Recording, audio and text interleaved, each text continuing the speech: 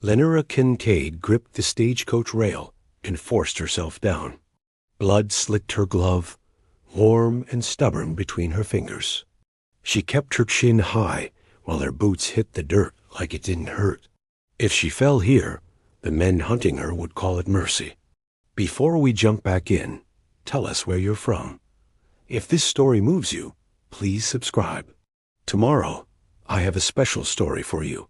The driver cracked his whip above the team, not to strike, just to warn, and the horses stamped, eyes rolling white. Passengers spilled off behind Lenora in a clumsy rush. A salesman with a carpetbag, a preacher's wife clutching a tin lunch pail, 2 miners who smelled like sweat and cheap tobacco. Somebody cursed about the jolts. Somebody asked if the stage had been followed. Lenora didn't look back. Not yet. She kept her right hand pressed to her side beneath her shawl, fingers tight over the spot where the pain pulsed in steady waves. Every breath felt like she was pulling air across a torn seam. She told herself it was only a cut, only a scrape from the broken step when the coach rocked hard and the lantern glass shattered. Only a little blood. But the blood kept coming. Cottonwood Crossing wasn't much, just a strip of buildings pressed close to the road like they were afraid of the open land. A livery with crooked posts. A general store with barrels stacked out front. A saloon with a painted girl on the sign, her smile chipped by sun and wind. A smithy. A church so small it looked embarrassed. Even the people stood like they were waiting to be proven real. Lenora tasted iron. She tasted the dust kicked up by boots and wheels. She tasted fear, bitter at the back of her throat, and she hated it. She had been afraid before. She had been afraid in rooms with locked doors and quiet voices. This was different. Out here, fear had nowhere to hide. She stepped away from the stagecoach as if she were simply another traveler with a sore back and a worn satchel. Her bag was too light for a woman traveling far. Only a rolled blanket, a change of stockings, a small tin of salve, and the one thing she would rather swallow than lose. A folded packet wrapped in oilcloth. It was tucked against her ribs on the uninjured side, tied beneath her corset laces. It dug into her skin every time she moved. Good. Let it remind her. Miss? The voice came from her left, calm as a man calling for sugar at a table. Lenora didn't turn. She kept moving, angling toward the gap between the general store and the church, where the street narrowed and shadows pooled. If she could slip down that way, she could vanish into the back alleys and out toward the wash. The wash led to the creek. The creek led to the brush. And the brush, miss. The voice again, closer. A boot scuffed beside her. Lenora's muscles locked. Her hand tightened on her side. Her vision sharpened around the edges the way it did when danger came near. She turned her head just enough to see him. He was tall. Not flashy tall, like a man who needed everyone to notice, but tall like a fence post built for standing there no matter what hit him. A cowboy by the worn hat and the dust in his creases, but clean in a way that meant he took care of his gear. His coat was plain brown, his shirt sun-faded. The holster on his hip sat easy, not for show. His face had the kind of angles that looked carved instead of born. A scar cut through one eyebrow, pale against tan skin. His eyes were a stormy gray that didn't blink much. Lenora's mind did what it always did, measured him. Wait, reach, what he might want. How fast she could run if she had to. She couldn't run. Not like this. Ma'am, he said, and his voice lowered the way men did when they weren't trying to scare a horse. You're bleeding. Lenora swallowed. I'm fine. His gaze didn't move to her face. It stayed on the edge of her shawl where the fabric had darkened. You're not. I said I'm fine. She tried to step around him. He didn't block her like a bully. He simply shifted, small, and suddenly the path behind him didn't exist. Lenora felt a flare of anger rise, sharp enough to cut through the pain. Not again. Not another man deciding what she could and couldn't do. Her fingers found the shape tucked in her satchel, small, cold, and heavy. The Derringer. 2 shots. That was all.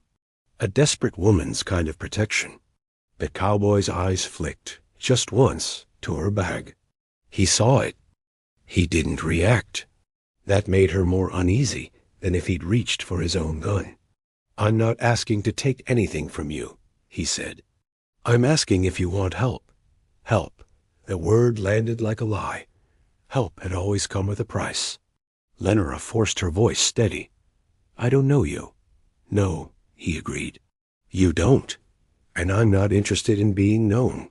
His expression didn't change, but something in his gaze sharpened. "Then you picked a poor way to disappear, Mom." Blood makes a trail. Lenora's throat tightened. She could feel it now, warmth seeping through her chemise, down her side, into the waistband of her skirt. A trail. She hated that he was right. The pain spiked, sudden and cruel. Her knees wobbled. She caught herself before she fell. But the cowboy saw. He stepped closer. Not quick, not grabbing, just close enough that if she did collapse, his arms were there. "You don't have to talk," he said. "But you do have to breathe. And you do have to stop bleeding." Lenora's pride flared. "I'm not your problem." His mouth twitched, the ghost of something that wasn't quite a smile. "No, you're not. But you're standing in front of my livery, dripping on my dirt. That makes you my problem for the next few minutes." She stared at him. There was no softness in his words, but there was a strange honesty. He wasn't pretending to be a savior. He wasn't asking for gratitude. He was stating a fact. Lenora hated how much that steadied her. "What's your name?" she asked before she could stop herself. His eyes met hers fully for the first time. "Gideon Strake." The name sounded like iron, like a man who had learned to stand when the world pushed. "Lenora," she lied automatically, then stopped, because he deserved better than that. Because she was tired of swallowing her own name like it was poison. "Lenora Kincaid," she corrected, and felt the truth tighten around her ribs. Gideon's brow lifted a fraction, like he was filing it away. "All right, Lenora Kincaid," he said. "You can keep walking if you want. I won't stop you." Her shoulders tensed. "But," he continued, calm as ever, "if you pass out in the street, someone less patient will put you in a wagon and take you straight to Sheriff Pike. And Sheriff Pike likes questions more than bandages." Lenora's blood went cold. She hadn't said anything about the sheriff. She hadn't said anything about being hunted. But the moment he spoke the name, something inside her flinched, and he saw it. Lenora forced herself to breathe. "I'm not doing anything wrong." "I didn't say you were." His eyes flicked toward the saloon and back again, as if he'd heard something she hadn't. Lenora followed his glance. A man stood in the saloon doorway, thumbs hooked in his suspenders. He looked like a local Dusty Boots, narrow face, eyes that didn't smile. He wasn't staring at Gideon. He was staring at her. Lenora's stomach dropped. Not him. Not one of the men who'd chased the stage. But a watcher. A man who noticed blood. A man who might tell another man. Lenora's fingers trembled inside her shawl. Gideon said very softly, "You can decide you don't want help all you like, but don't pretend you've got time." Lenora's pride wanted to spit at him. Her survival wanted to listen. She looked at his hands. They were big, scarred, the kind of hands that could take what they wanted. But they were open. Not reaching, not demanding. Waiting. "Where would you take me?" she asked. Gideon nodded toward the livery. "Back there. In the shade. I'll sit you down. I'll get a look at the wound. You say stop, I stop. You want to leave after you leave. Fair?" Fair. Another honest word. Lenora's throat tightened around a yes. Then she nodded once. Gideon didn't touch her right away. He walked beside her, matching her pace as she moved toward the livery's open side door. The stable smelled like hay and horse sweat and leather. It smelled like work. It smelled like the world not caring about who you'd been, only what you could do. A young stable hand looked up from shoveling and froze when he saw the blood. Gideon's voice cut clean through the boy's panic. "Jesse, bucket of water. Clean cloth. Now." The boy moved. Lenora sank onto a low bench by the tack wall. The moment she sat, her legs turned to shaking straw. She kept her jaw tight, refused to make a sound. Gideon crouched in front of her, not too close. "May I?" he asked, nodding at her shawl. The question hit her harder than the pain. May the first men didn't ask her that. They told. They took. Lenora's fingers loosened, just a little, and she pulled the shawl aside herself. The movement sent a hot spear through her side. She gasped. Gideon's eyes narrowed, and for the first time, his calm cracked into something like anger. Not at her. At whoever had done this. "It's deeper than a scrape," he said. Lenora swallowed, voice thin. "I know. Knife?" She hesitated. If she told him the truth, she gave him power. If she lied, she might die. "Maybe," she said. Gideon exhaled through his nose. "All right." The stable hand returned with the bucket and cloth. Gideon took them without looking away from Lenora. "Jesse," he said, "go fetch Doc Harrow. Tell him to bring his kit." Lenora's head snapped up. "No." Gideon paused. "No?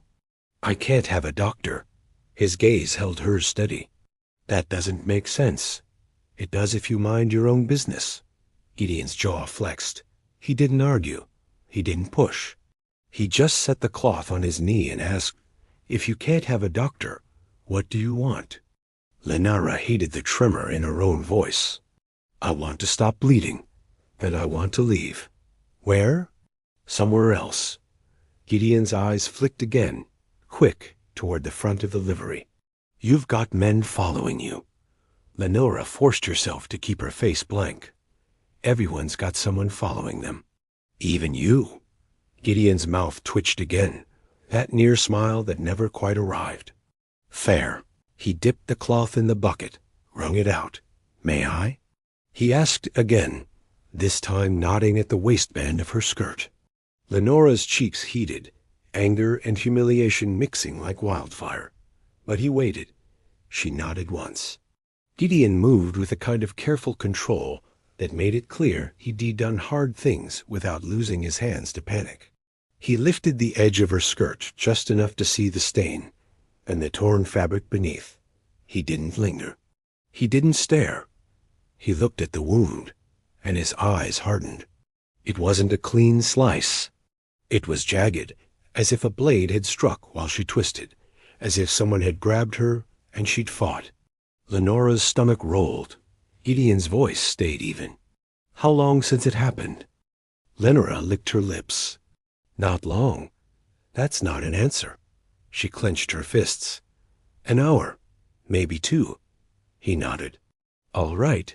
He pressed the damp cloth gently against the wound. Lenora sucked in a breath, pain flashing bright. Gideon's hand didn't tremble. "Breathe," he said. Lenora tried. Her lungs rebelled.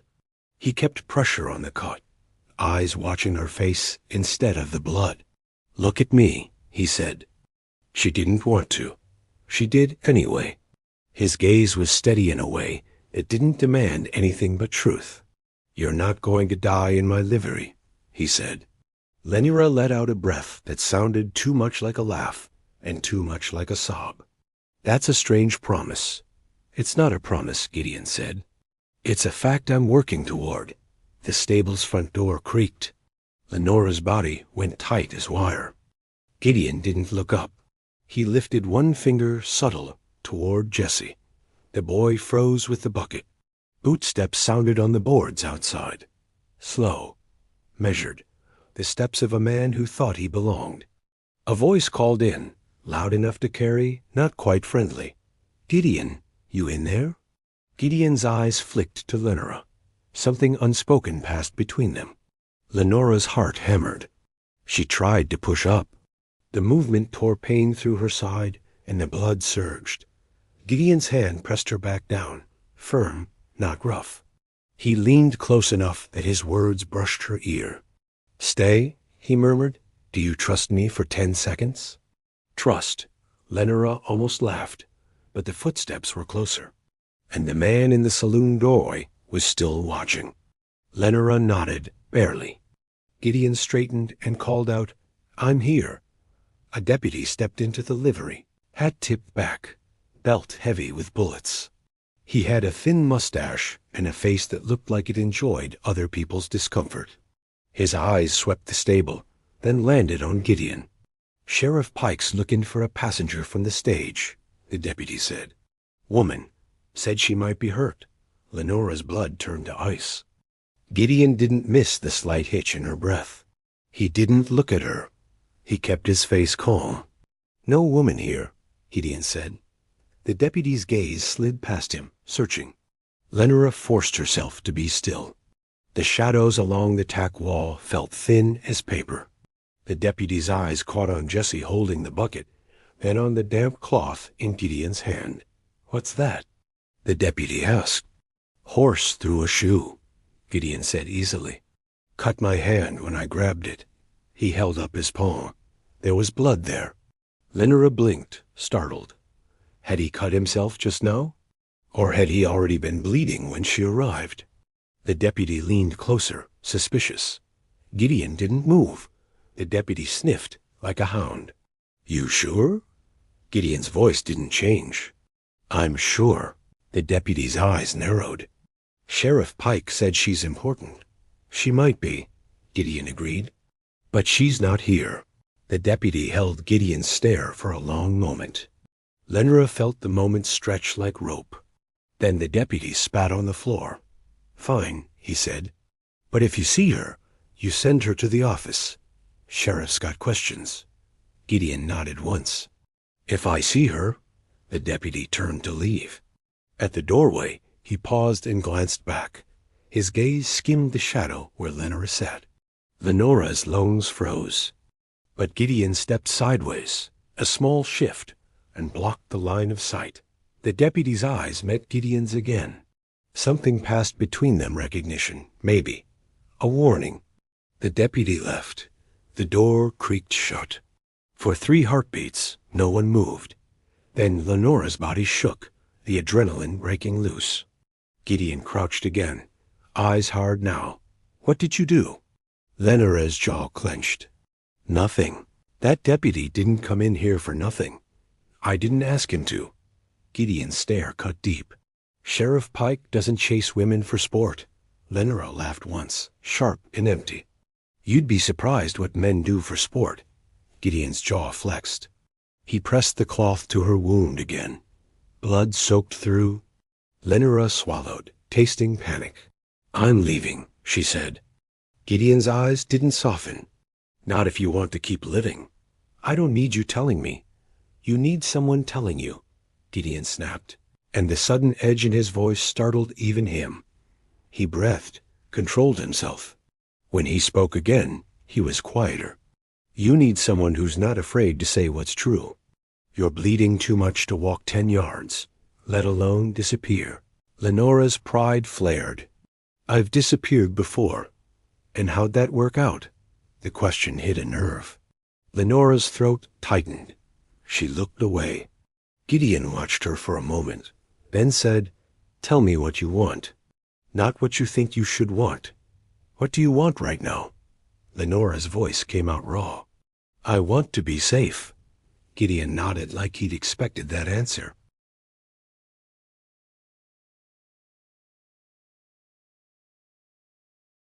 "My ranch."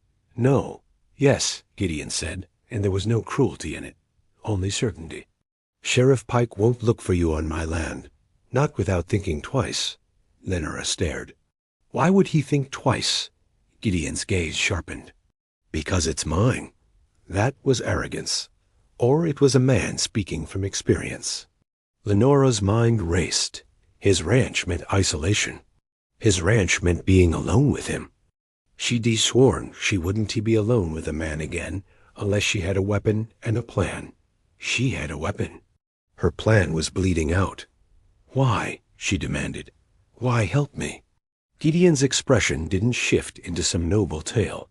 "I don't like Sheriff Pike," he said. "And I don't like seeing someone dragged into a cage when they already hurt." Lenora's eyes narrowed. "That's not a full reason." Gideon's gaze held hers, steady as a post. "No, it's not. But it's enough." Lenora's pulse pounded. Enough. She hated that she wanted to believe him. She tried to stand. The world tilted. Pain slammed into her side, and her vision went gray. Her knees buckled. Gideon caught her. His arm wrapped around her back, solid, warm, nothing like the hands she remembered. He didn't squeeze. He didn't pull her close for his own comfort. He held her like a man holding a gate against a storm. Lenora's breath shuddered. She hated that she felt relief. "Consent," Gideon said near her ear. "I'm going to lift you. Is that all right?" The words punched through her haze. Lenora blinked, stunned. He was asking again. She swallowed. "Yes." Gideon lifted her with careful strength and set her back on the bench. "Stay," he said. "I'll saddle." Lenora's voice cracked. "If I go with you, it's not because I'm yours." Gideon paused. Then he looked at her fully, and his eyes were fierce in a way that made the air feel thinner. "I don't want what's not offered," he said. "I'm not buying you. I'm not claiming you. I'm giving you a place to bleed without dying. That's all." Lenora's throat tightened. It sounded like freedom. But freedom always had thorns. Gideon moved toward the stalls. Lenora watched him, mind racing. A man like that could still be dangerous. A man like that could still decide. But he had just lied to a deputy for her. He had taken blood on his own hand to hide hers. She touched the inside of her shawl where her satchel strap crossed. The derringer was still there. She could protect herself. She could. Gideon returned leading a horse, a big bay gelding with calm eyes. He tossed a blanket over the saddle. Jessie hovered nearby, eyes wide. "Mr. Strake, Sheriff Pike." Gideon cut him off. "You tell no one. You understand? Not your cousin. Not your preacher. Not your dog." The boy nodded fast. Gideon looked back at Lenora. "Can you ride?" Lenora forced a nod. "Yes." "Good." He offered his hand. Lenora stared at it. Hands were the beginning of most traps. But she couldn't climb up alone. She placed her fingers in his palm. His grip was firm, not crushing. He lifted her smoothly. Pain flashed bright, but she bit down and held it. She swung her leg over the saddle with stiff control. Gideon steadied the horse, then looked up at her. "Hold on," he said. Lenora's fingers clenched on the saddle horn. Gideon mounted behind her. The closeness made her skin crawl, old memories rising like smoke. She forced her breathing even. He didn't press against her. He left space. He spoke low. "If you want off, you say so." "I stop." Lenora swallowed. "All right." Gideon clicked his tongue. The horse stepped forward. They moved out of the livery and onto the street. Cottonwood Crossing watched. Lenora felt eyes on her like stones. She kept her head high. The man from the saloon doorway still stood there. His eyes tracked her. Lenora's heart pounded. Gideon's voice was quiet near her ear. "Don't look back." Lenora didn't. They rode past the sheriff's office, 2 windows, a star nailed to the door. Sheriff Pike himself leaned in the frame, a large man with a belly that spoke of stolen money. His eyes slid to Lenora, then to Gideon. Sheriff Pike smiled. It wasn't friendly. It was ownership. Gideon didn't slow. He didn't tip his hat. He rode right past. Lenora's breath caught. That was Gideon's next move. Not the offer. Not the bandage. The choice to pass a powerful man and refuse to show fear. Lenore felt something in her chest shift. Like a door unlatching. They left town at a steady trot. The road stretched ahead, packed dirt bordered by scrub and low grass. Fence posts marched alongside like tired soldiers. Lenora's side throbbed with every step the horse took. She pressed her hand harder against the wound. Gideon's voice cut through her quiet struggle. "Tell me if you get dizzy." "I'm not a child," Lenora muttered. "No," Gideon said. "You're a woman bleeding in my saddle. That makes you someone I pay attention to." Lenora's lips parted. The words weren't sweet. They were practical. She didn't know what to do with that kind of care. The land opened wider as they rode. Lenora had traveled before, but always under someone else's direction. A ticket bought by someone else. A trunk packed by someone else. A seat chosen by someone else. Now, the horizon belonged to no one. It scared her. It thrilled her. Gideon's ranch came into view after a bend in the road spread out like a small kingdom made of wood and labor. A main house with a wide porch. A barn. Corrals. A windmill. A line of cottonwoods near a creek bed. Lenora's vision blurred, and she realized she was more tired than she'd admitted. As they rode into the yard, a man stepped out from the barn, wiping his hands on his pants. He was younger than Gideon, built lean, hair the color of sand. "Boss," he called. Then his eyes caught Lenora slumped in front of Gideon. "What the hell?" Gideon's voice turned sharp. "Elias, fetch Mrs. Quill, and get hot water." Elias moved fast. Lenora felt the horse stop. Gideon dismounted first, then offered his hands up to her. "May I?" he asked again. The question should have been simple. It wasn't. It was a man acknowledging her as a person with a say. Lenora swallowed. "Yes." Gideon lifted her down, her legs nearly folded. He supported her, arm around her back, and guided her toward the house. She tried to keep her feet moving. She refused to be carried like a sack, but halfway to the porch, the world swam. Her breath caught. Gideon's grip tightened. "Lenora," he said low. She hated the worry in his voice. It made her want to deserve it. "I'm fine," she lied. Gideon didn't argue. He simply scooped her up. Lenora's protest rose, instinctive. But his arms were steady, and his voice was quiet at her ear. "Tell me to set you down," he murmured. Lenora froze. He was giving her the choice even now. Her throat tightened around the truth. "Don't," she whispered. Gideon carried her up the porch steps and into the house. Inside, the air smelled like coffee and soap and old wood. Not fancy, clean, lived in. A woman appeared from the back room older, hair pinned tight, eyes sharp as a hawk's. "Gideon Strake," she snapped. "What have you brought into my house?" Gideon's voice didn't soften. "Trouble." The woman's eyes flicked to Lenora's pale face, to the blood. Her expression changed, not to pity, to purpose. "Set her on the table," she ordered. Gideon obeyed. Lenora found herself lying back on a rough wooden kitchen table, staring up at a ceiling with water stains. The older woman leaned over her. "Name?" Lenora's throat worked. "Lenora Kincaid." The woman's eyes narrowed. "You some kind of fool, Lenora Kincaid?" Lenora almost laughed. The woman continued. "Because you sure look like one. Bleedin' all over my table." Lenora swallowed. "I didn't mean to."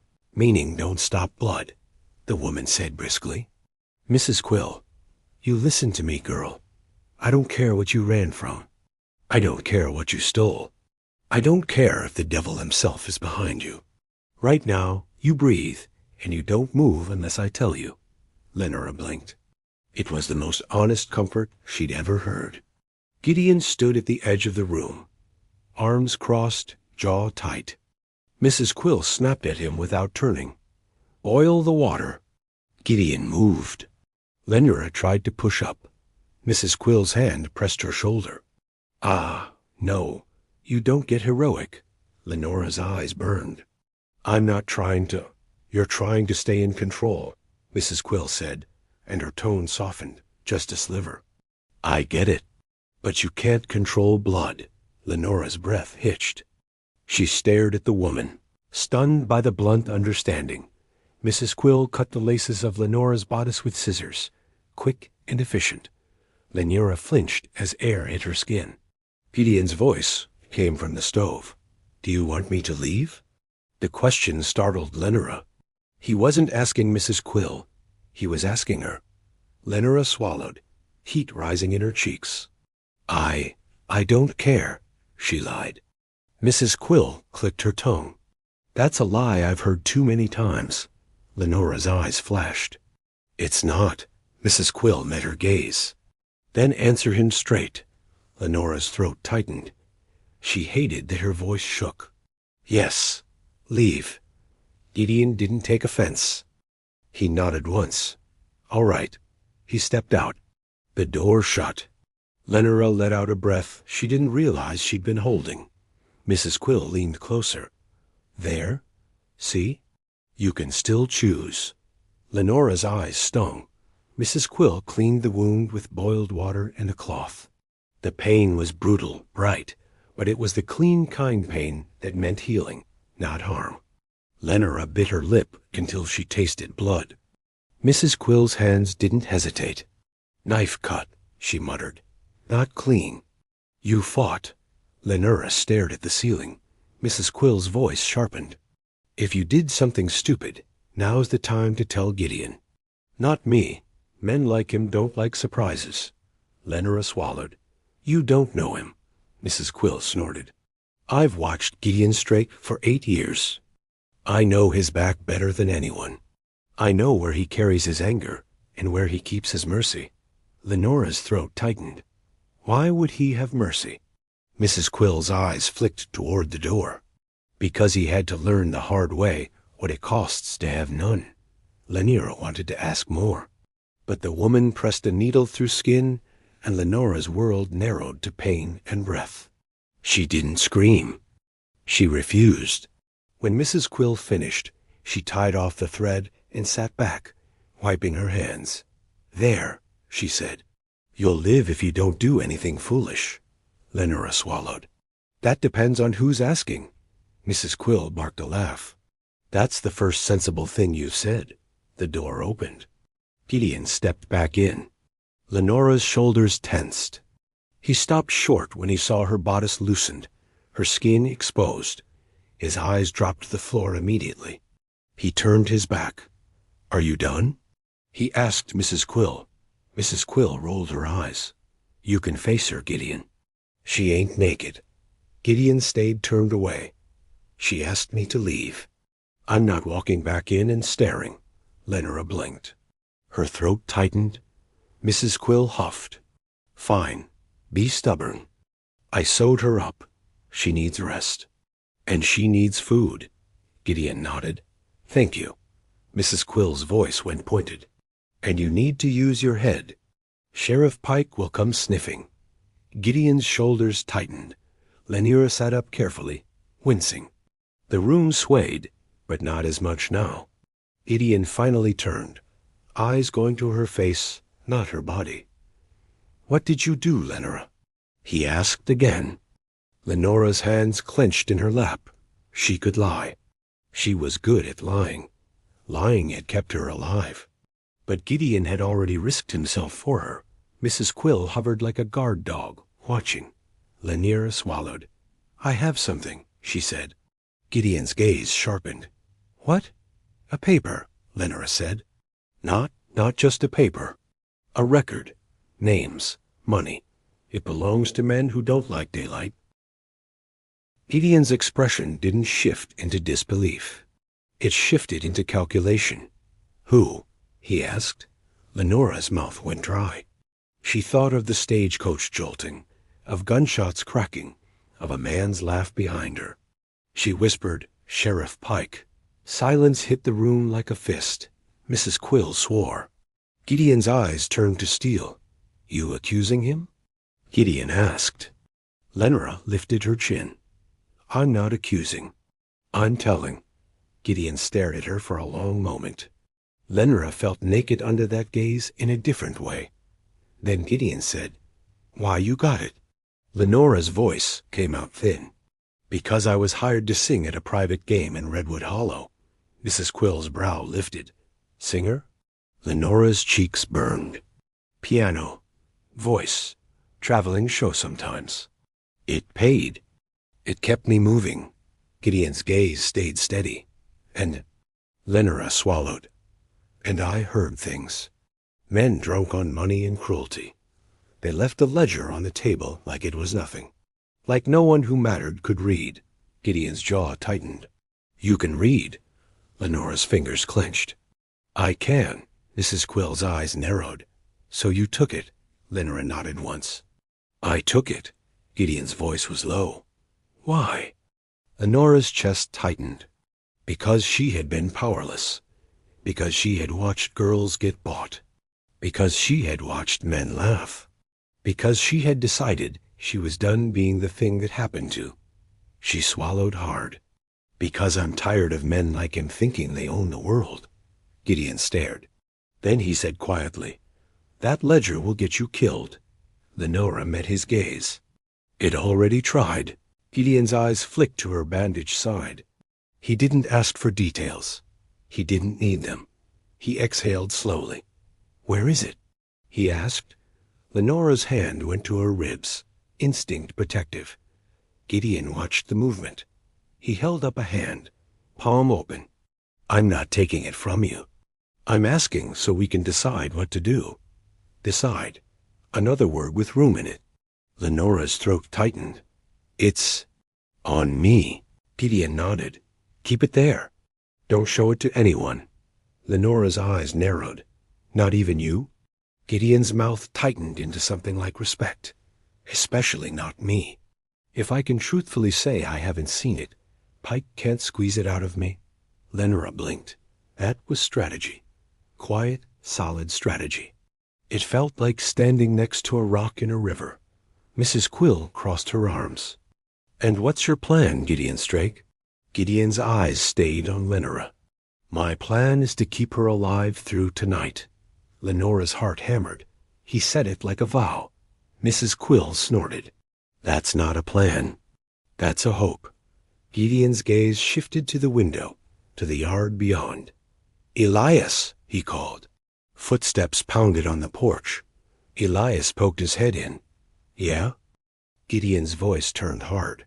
Ride to the south fence. Check the draw. If you see riders, you come back and you don't stop for anything. Elias's eyes sharpened. Sheriff? Gideon nodded once. Elias swore softly. All right. He vanished. Lenora's mouth went dry. He's coming? Gideon's gaze returned to hers. If Pike knows you're hurt, he'll come. Wounded prey doesn't run. Lenora's stomach twisted. Mrs. Quill jabbed a finger at Gideon. You can't fight the law. Gideon's voice went flat. Sheriff Pike isn't law. He's a man wearing it. Lenora's chest tightened. She had never heard a man say that out loud. It felt like permission. Gideon stepped closer to the table, careful not to crowd her. Lenora, he said, if Pike comes here, he'll claim you stole from him. He'll claim you're dangerous. He'll put you in irons. Lenora's fingers curled. I won't go back in a cage. Gideon's eyes sharpened. Then we need another story. Lenora stared. What? Gideon's voice lowered.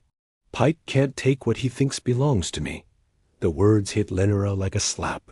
Her throat closed. She knew what he meant. A man's protection in this world often came wrapped in possession. Lenora's hands trembled. No, she said, sharp. I said I'm not yours. Gideon didn't flinch. I heard you. Then don't. I'm not asking for your body, Gideon said, and his voice turned rough with something that sounded like disgust at the very idea. I'm talking about a name, a claim, a lie that gives you space to breathe. Lenora's eyes stung. She hated how close she was to tears. Mrs. Quill's voice cut in. A wife. Lenora's head snapped to her. Mrs. Quill shrugged. It's the simplest lie men respect. Lenora's stomach turned. She had been a wife once. She had worn that word like a chain. Gideon's gaze stayed on Lenora's face, steady and careful. I'm not saying we marry. I'm saying we say we're going to. Lenora laughed, sharp and broken. That's not simpler. It is to Pike, Gideon said. He can't drag a woman off my land without making enemies. People would talk. Bank would hear. Church would hear. He'd look like a thief. Lenora's voice trembled with fury. So I become your shield? Your reputation? Gideon's expression tightened. You become untouchable. Lenora's breath caught. Untouchable. She had never been that. Not once. Gideon's voice softened, just a sliver. You set terms. You want to leave once you're healed. You leave. I won't chase you. I won't hold you. But for tonight, a shout came from outside. Elias. Gideon. Gideon turned. Footsteps pounded up the porch. Elias burst in, chest heaving. Riders, he said. 3. Sheriff's colors. Lenora's blood went cold. Mrs. Quill swore again. Gideon's face didn't change, but the air in the room did. It tightened. Like a rope pulled taut, Gideon looked at Lenora. His voice went low. Decide. Lenora's heart hammered. She wanted to run. She wanted to fight. She wanted to disappear into the walls. But she was bleeding. She was tired. And the men coming didn't care about her reasons. Gideon stepped closer, careful, steady. This is your choice, he said. You can go out there and face Pike alone. Or you can let me stand between you and him with a story he'll allow to swallow. Lenora's mouth went dry. She stared at Gideon's hands, still open, still not taking, waiting. Lenora's voice came out a whisper. If we do this, Gideon nodded. We do it your way. Outside, hooves thundered closer. Lenora felt her body shake. She thought of cages. She thought of laughter. She thought of the ledger pressed against her ribs like a heartbeat. She lifted her chin. Fine, she said. We lie. Gideon's eyes flashed, something fierce and steady. All right. He turned to Mrs. Quill. Find her a ring. Mrs. Quill's eyes widened. A ring? Gideon's voice was steel. A ring makes men believe. Mrs. Quill cursed under her breath and hurried toward a cabinet. Gideon looked back at Lenora. His voice lowered.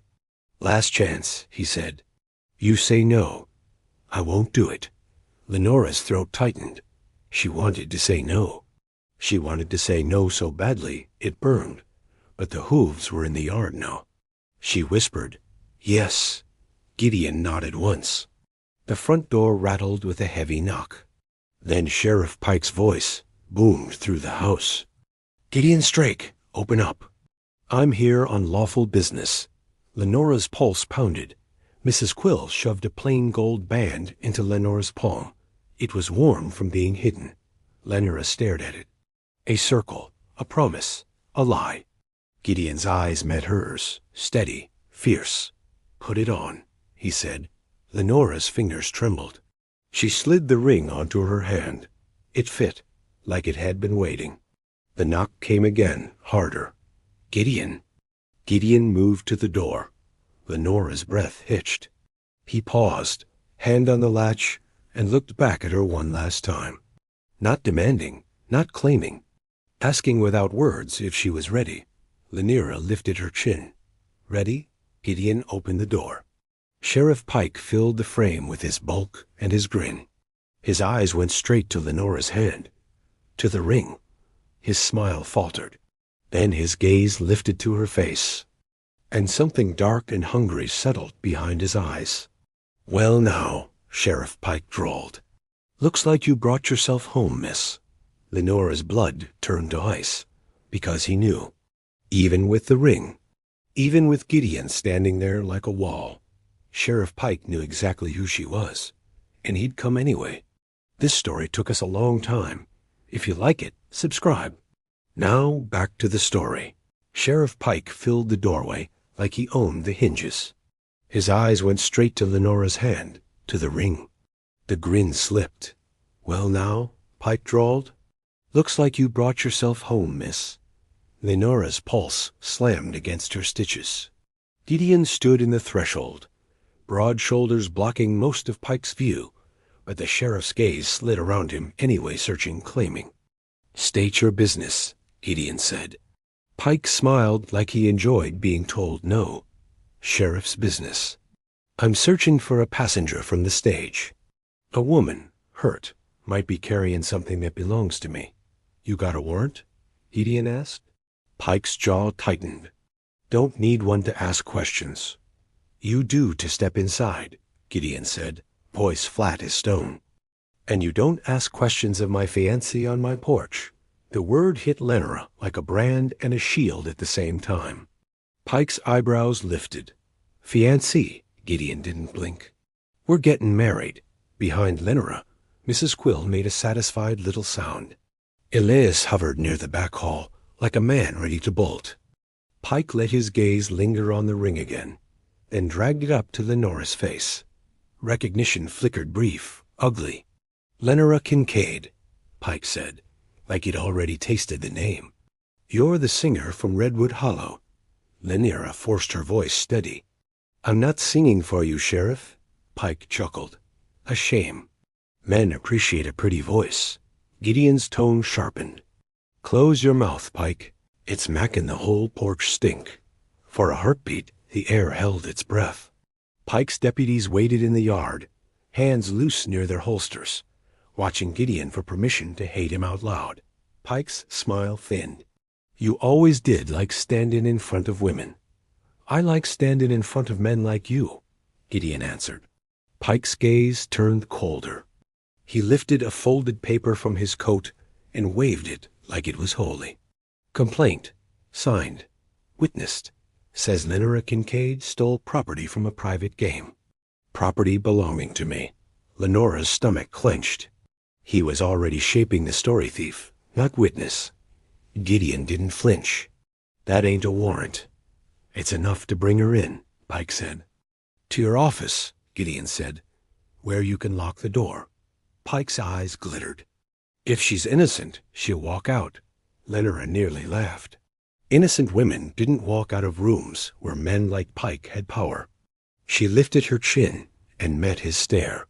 "You're here with 4 deputies because you're afraid." The yard went quiet. Pike blinked, surprised she had teeth. Lenora kept going, voice low but clear. "If I was nothing, you'd be at home. If I was just some girl, you wouldn't need lanterns and guns." Gideon's attention sharpened on her, like he hadn't expected her to step forward into the fire. Pike's smile hardened. "Careful, girl." Lenora lifted her hand so the ring caught the porch light. "You see this? That means you don't get to talk to me like I'm alone." Pike's face darkened. He leaned close to Gideon, voice dropping. "I know what she has." Gideon's expression didn't shift. "You don't know a damn thing." Pike's breath smelled like tobacco and arrogance. "Ledger. Names, money, roots. I'll have it by dawn." Lenora felt her ribs tighten around the fille, oilcloth packet like it was suddenly made of hot iron. Gideon's voice stayed steady. "You can come back with a warrant. Until then, get off my porch." Pike stared at him a long moment, then turned his head toward the yard. "Deputies!" "Stay. Nobody rides off this land." Elias's hand twitched toward his belt. Gideon stopped him with one sharp look. Pike mounted and rode out like the ending already belonged to him. The deputies remained 2 near the gate, one circling slow by the barn, one on the road watching the house. The door shut. Lenora's legs went watery. Gideon's hand hovered near her elbow. "May I?" she swallowed. "Yes." He steadied her for a heartbeat, then let go like her body was her own business. Lenora's fingers drifted to the ring without thinking. It felt heavier now metal, and meaning and danger. "You want it off?" Gideon asked quietly. Lenora blinked. "What?" Gideon nodded at her hand. "The ring. It was a tool. If you want it gone, say so." That simple permission almost broke something in her chest. Lenora stared at the band, then shook her head once. "Not yet. Not until he stops looking at me like I'm meat." Gideon's gaze warmed for the smallest flicker. "All right. Your call." "He knows," Lenora whispered, voice shaking despite her stubbornness. He suspects, Gideon said. And a man like Pike turns suspicion into rope, the moment you give him a quiet room. Mrs. Quill crossed her arms. He'll come back. With a warrant? Elias asked, eyes flashing. With a posse, Gideon said. He looked at Lenora, not at the men. We leave tonight. Lenora's breath caught. I can't ride far. You don't have to ride far, Gideon answered. You have to ride smart. We get to Millstone. We wire Marshal Rourke. Then we put that ledger in front of Judge Harland before Pike can bury you. A judge. A name with weight. Lenora's throat tightened. Daylight had always felt like a trap, people looking, people deciding. But maybe daylight could be a weapon if she chose it. Gideon stepped closer, keeping space. You still want the lie? The fiancé story? Lenora's jaw hardened. I want what keeps me out of his hands, Gideon nodded. Then the story stands. But you set the terms. Lenora blinked. Terms. Gideon's eyes held hers, unwavering. You sleep with a door that locks. You keep your gun. You keep your ledger. If you say stop, I stop. If you say leave, I'll put you on a horse and point you toward wherever you choose. You are not owned in my house. The words hit Lenora harder than Pike's threats. Not owned. She forced herself to breathe through the pain and the strange, sharp hope. And if you get tired of playing hero? Gideon's mouth went tight, not offended honest. I'm not a hero. I'm a man with a grudge and a line I don't let men cross. Pike crossed it years ago. Mrs. Quill snorted. Tell her the part where he thinks grudges are a religion. Gideon ignored her. His gaze stayed on Lenora. I'm not doing this to feel good. I'm doing it because Pike doesn't get to win. Lenora's fingers curled. Neither do men like him. Exactly, Gideon said. Mrs. Quill shoved bread into Lenora's hands. Eat, and don't argue. Your body's already arguing with blood. Lenora chewed, because she didn't have time to be proud. Pain throbbed, deep and hot, but underneath it something else moved purpose, small and stubborn. Gideon tossed a coat at her heavy canvas, man's cut. Put it on. Lenora bristled. I'm not wearing your clothes. You're wearing cover, Gideon said. Deputies see a woman with a bloodstain. They'll smell it like wolves. They see a rider in a coat and hat pulled low. They hesitate. Lenora hated that he was right. She slid her arms into the coat, wincing as fabric brushed the bandage. Gideon didn't look at her body, only her face, watching for the moment the pain turned to faint. Elias peeked through the curtain. Deputies ridden closer. Trying to hear. Good, Gideon said. Let him. He grabbed a bloody rag from the table and nodded at Elias. Take that up front. Let him see it. Make him think we re-cleaning up and waitin' for Pike to return with a warrant. Elias's eyes widened. He'll know someone's hurt. He already knows, Gideon said. We want him comfortable. Elias took the rag and stomped out, muttering loud on purpose. Damn mess. Sheriff's gonna have my hide. Mrs. Quill shoved an extra bandage roll and a small bottle into Lenora's satchel. Whiskey. For cleaning, not for courage. Lenora managed a tight smile. I'll try. Mrs. Quill's face softened for the smallest heartbeat. Don't try. Decide. That word again. Decide. They moved through the pantry and out the back, stepping into shadow with quiet speed. The yard behind the house was darker, safer. Cottonwoods waited by the creek like old guards. A twig snapped under Lenora's boot. She froze. Gideon touched her wrist 2 fingers. Gentle. Still, the deputies didn't shout. No lanterns swung their way. They reached the creek bank. Water whispered black over stones. Lenora swallowed hard. Gideon turned to her. May I carry you across? Pride flared. Then Pike's voice in her head, the word property, the promise of irons. Yes, she said. Across only. Gideon nodded and lifted her, like she weighed nothing but breath. He stepped into the creek, water biting cold up his legs. Lenora held her satchel strap tight, feeling the oilcloth packet against her ribs like a heartbeat. Halfway across, a lantern flared behind them. "Hey!" a deputy shouted. Another lantern appeared, 2 of them. They'd circled the house. Gideon didn't stop. He surged forward, boots splashing hard. A gunshot cracked. Bark exploded off a cottonwood trunk.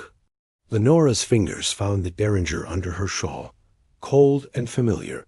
Her hands shook with anger more than fear. "Not yet," Gideon said, calm as a man counting steps. "Save it." He hit the far bank and set her down. "Ride, now." 2 horses waited in the cottonwood shadow, with Elias holding the reins, eyes wide and furious. Lenora grabbed the saddle horn and hauled herself up with pure will. Pain ripped through her side. She tasted iron.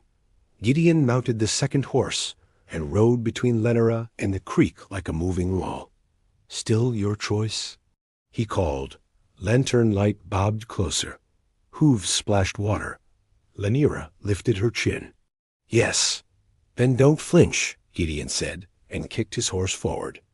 They broke into a gallop through trees and shadow, then spilled into open land, cutting toward a low draw instead of the road. Wind tore at Lenora's hat brim. The world bounced and blurred. Her stitches screamed with every stride. She wanted to fold, to give in, to let someone else carry the hard parts. She didn't. Behind them, the deputies' lanterns danced like angry fireflies. A shout carried, "They're heading east." Lenora's breath came ragged. "They'll follow the hoofbeats." She forced her mind past pain into the same cold focus she used before stepping on stage. "Rocky ground," she said. "Make 'em lose the story. If the trail breaks, they'll argue about which way we went." Gideon's eyes flicked to her, quick and assessing. "You think like a gambler." "I think like prey," Lenora snapped, and then quieter, like a woman who learned crowds only believe what you let 'em see. Gideon's mouth tightened into something like respect. "Then we changed the music." He angled them toward rocky ground where hoofprints broke and scattered. Lenora understood the trick on stage. You learn to mislead eyes with light and movement. Out here, you misled men with dust and stone. They dropped into the draw and held still, horses trembling under held breath. Lantern lights swept the ridge above, searching. Gideon leaned close. "If they come down, aim for the lantern." "Darkness does more work than bullets." Lenora nodded, derringer steadying in her grip. Then Pike's voice rang from the ridge, loud and sure. "Ride the road to Millstone. They'll be headed there." The deputy hesitated, lantern wobbling, then scrambled back up. Lenora's blood went cold. He'd guessed the same destination. Gideon's jaw tightened. "He's smart." Lenora's mouth went hard. "So are we." They moved again quiet, angled, using the land like cover. They pushed until the horse's breath came hard and white, until Lenora's pain turned from sharp to numb and terrifying.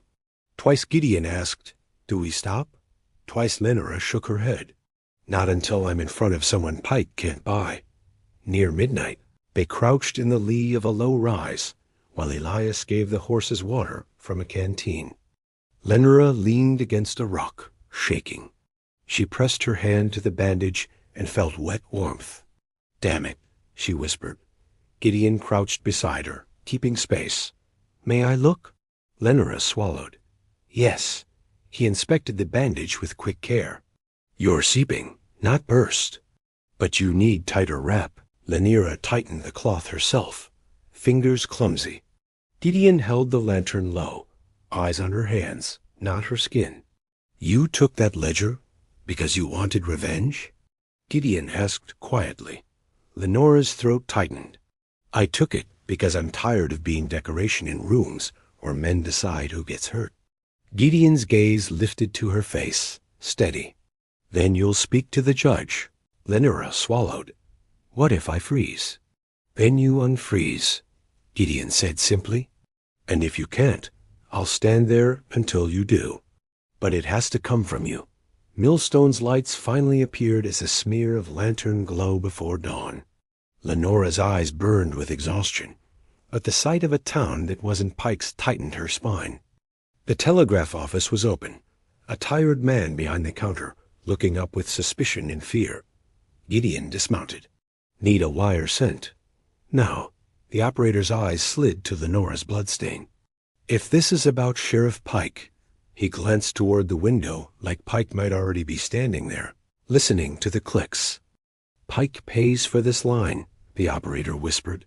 "If I send something he don't like, he'll say I'm helping criminals. He'll shut me down. Maybe worse." Gideon's voice went flat. "Then send it and live with the truth instead of fear. I'll pay your loss if he tries." The operator's eyes widened. "You can't promise that." Lenora stepped in, voice carrying with the clean force of a stage line. "He will come anyway. If you do nothing, you're already under his boot. At least choose which way you stand when the boot lifts." The operator stared at her ring, then at the blood, then at Gideon's unblinking face. He swallowed hard and sat at the machine. Gideon dictated, fast and clean. "To use Marshal Rourke. Corrupt sheriff pursuing witness with evidence ledger. Immediate intervention. Lenora Kincaid. Millstone." Clicks hammered into the air like gunfire made of metal. Lenora watched the machine like it was a door unlocking miles away. Then Gideon took her to the circuit camp on the edge of town. 2 guards raised rifles. Gideon raised his hands. "Emergency complaint," he said. "Sheriff Pike is coming to take a witness and destroy evidence." A minute later, Judge Harlan stepped out gray-haired, tired-eyed, sharp as a blade. His gaze took in Lenora's blood, her ring, Gideon's posture. "What is this?" the judge demanded. Lenora's throat tightened. This was the doorway she'd spent her life avoiding authority, eyes, judgment. She set her derringer on the table first, slow and careful. Not surrender, honesty. Then she pulled the oilcloth packet free with shaking hands and laid it down. "I took proof," she said. "And Sheriff Pike wants it back." The judge's eyes narrowed. "You admit theft?" "I admit taking what wasn't supposed to see daylight," Lenora said. Her voice steadied as she spoke. "Men in Redwood Hollow bragged about money moved through Pike's office. About deputies looking the other way. About girls sold like cattle when they couldn't pay debts." The judge's jaw tightened. "Names," Lenora pointed, "there and there. And that red mark, that's Pike's signature in the margins." Judge Harlan opened the ledger. His face changed, not to disbelief, to recognition. "You've got his hand in this," Harlan murmured, scanning lines like they were poison he finally had a label for. "I've suspected. I needed proof." Relief hit Lenora so hard she nearly sagged. She forced herself to stay upright. "Write it," she said. "Write my statement. Seal it. Make it real before he arrives." Harlan looked up, eyes sharp now. "You understand what you're doing, miss?" Lenora's fingers curled around the table edge. "I understand I'm done begging for mercy." The judge nodded once, then snapped at his clerk to fetch paper. Ink scratched fast.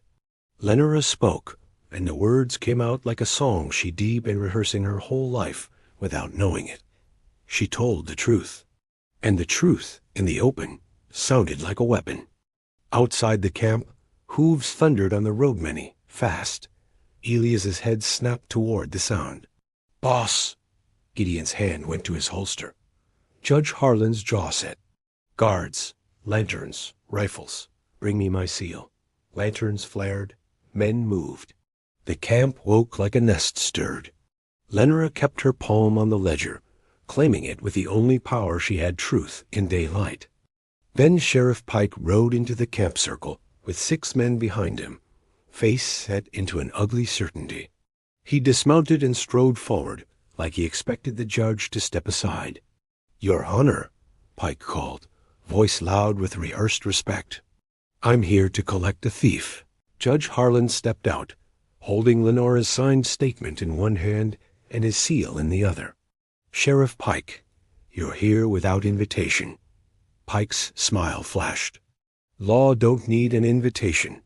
It does when it trespasses," Harlan said. Pike's gaze cut to Lenora, then to the ledger on the table, and his eyes turned black with hunger. "There she is," Pike said, voice soft now. "Come on, Lenora. Don't make this harder." Lenora's throat tightened.